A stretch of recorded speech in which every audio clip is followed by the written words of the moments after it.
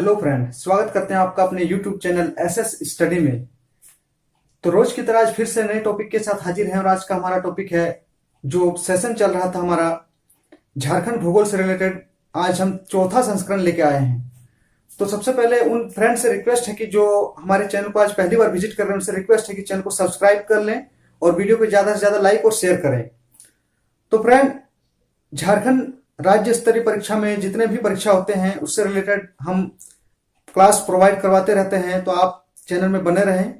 और देर ना करते हुए शुरू करते हैं आज के सेशन को। और आज हम बात करेंगे विस्तार से झारखंड के धरातलीय स्वरूप के विषय में। आज हम चर्चा करेंगे विषय विशेष रूप से। तो आपसे अनुरोध है कि आप पेन पेपर के साथ बैठ जाएं क्योंकि क्लास बहुत ही इंटरेस्टिंग होने वाला है। तो शुरू करते हैं आज की इस सेशन का। तो झारखंड का धरातलीय स्वरूप कितने भागों में बटा हुआ है, इस प्रकार के प्रश्न पूछे जाते हैं। तो झारखंड का जो धरातलीय स्वरूप है वो 4 भागों में बटा हुआ है। झारखंड का धरातलीय स्वरूप 4 भागों में विभक्त है। बात करते हैं कि वो 4 भाग कौन से हैं। तो 4 भागों में जो बटा है वो है पाट क्षेत्र, जिसे पश्चिमी पठार भी कहा जाता है। पाट क्षेत्र को पश्चिमी पठार भी कहा जाता है।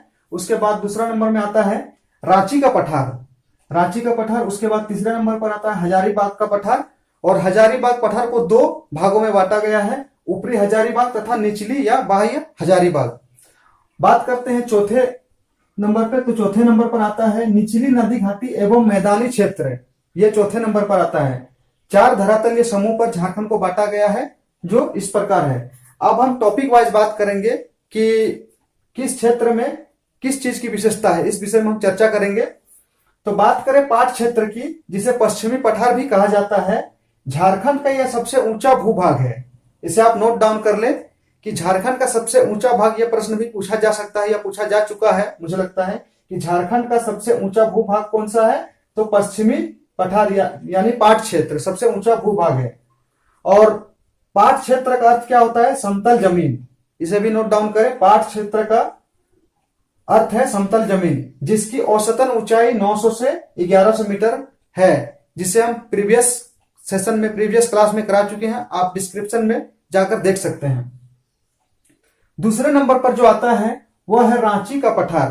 रांची का पठार की अगर हम चर्चा करें तो झारखंड का सबसे बड़ा पठारी क्षेत्र है। इससे पहले हम बात किए कि सबसे ऊंचा भूभाग है पाट क्षेत्र। अब दूसरे नंबर पर है रांची का पठार, सबसे बड़ा पठारी क्षेत्र है झारखंड का। इसे भी आप लिख लें, जिसकी औसत ऊंचाई 600 मीटर है और लगभग सभी जलप्रपात इसी पठार पर स्थित है। यह बहुत ही इंपॉर्टेंट है। लगभग सभी जलप्रपात जो है, हुंडरू है, बूढ़ाघाघ, लोधाघाघ, जितने भी जलप्रपात है, सभी जलप्रपात लगभग इसी क्षेत्र से आते हैं, यानी रांची पठार के अंतर्गत आते हैं। बात करते हैं तीसरे नंबर पर। तो तीसरे नंबर पर आता है हजारीबाग का पठार। हजारीबाग का पठार को 2 भागों में विभक्त किया गया है। इसमें 1 नंबर पर आता है ऊपरी हजारीबाग और 2 नंबर पर यानी ए और बी में हम विभक्त किए हैं। तो ए में आता है ऊपरी हजारीबाग और बी में आता है निचली या बाह्य हजारीबाग। तो ऊपरी हजारीबाग की जो ऊंचाई है वो रांची पठार के समतल है, यानी रांची पठार की ऊंचाई जो है यानी 600 मीटर है और ऊपरी हजारीबाग की भी औसतन ऊंचाई 600 मीटर है। निचली हजारीबाग या बाह्य पठार की अगर हम बात करें, निचली या बाह्य हजारीबाग पठार की अगर हम बात करें तो इसकी औसतन ऊंचाई है 450 मीटर। इसकी औसतन ऊंचाई है 450 मीटर। और पारसनाथ जो कि झारखंड की सर्वोच्च चोटी है, पारसनाथ की चोटी 1365 मीटर है, जिसकी ऊंचाई वह भी इसी के अंतर्गत आता है, यानी निचली हजारीबाग, निचली या बाह्य हजारीबाग पठार के अंतर्गत आता है पारसनाथ की चोटी। इसे आप याद कर लें। और एक प्रश्न जो बहुत ही महत्वपूर्ण आता है कि पारसनाथ की चोटी किस प्रकार के चट्टान से बना हुआ है। तो यह पायरोक्सिन ग्रेनाइट चट्टान की बनी है। इसे भी आप नोट डाउन करते जाए। यह पायरोक्सिन ग्रेनाइट चट्टान की यह बनी हुई है। बात करते हैं चौथे नंबर की। तो चौथा नंबर पर जो आता है वह है निचली नदी घाटी एवं मैदानी क्षेत्र। यह क्षेत्र, इसकी औसतन ऊंचाई जो है 150 से 300 मीटर के बीच में स्थित है। और जो क्षेत्र इसके अंतर्गत आता है वह है संथाल परगना, राजमहल पहाड़ी, इसी क्षेत्र के अंतर्गत आते हैं।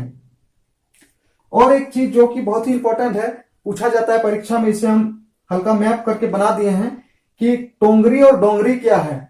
तो नुकीली पहाड़ी जो होती है, इस ऐसे ट्रायंगल आकार की नुकीली पहाड़ी को टोंगरी कहा जाता है, और जो गुंबद नुमा पहाड़ी होती है उसे डोंगरी कहा जाता है। इसे आप याद कर लें। तो फ्रेंड, आज का हमारा ये सेशन यहीं तक है, और उम्मीद करते हैं कि ये सेशन अच्छा लगा है, पसंद आया है। अगर किसी प्रकार की कहीं त्रुटि हुई तो आप कमेंट के माध्यम से हमें बताएं, और सेशन कैसा रहा ये भी बताएं, और वीडियो को ज्यादा से ज्यादा शेयर करें अप्रिशिएट करने के लिए, और चैनल से यूं ही बने रहें और मोटिवेट करें। आज के लिए इतना ही। Thank you.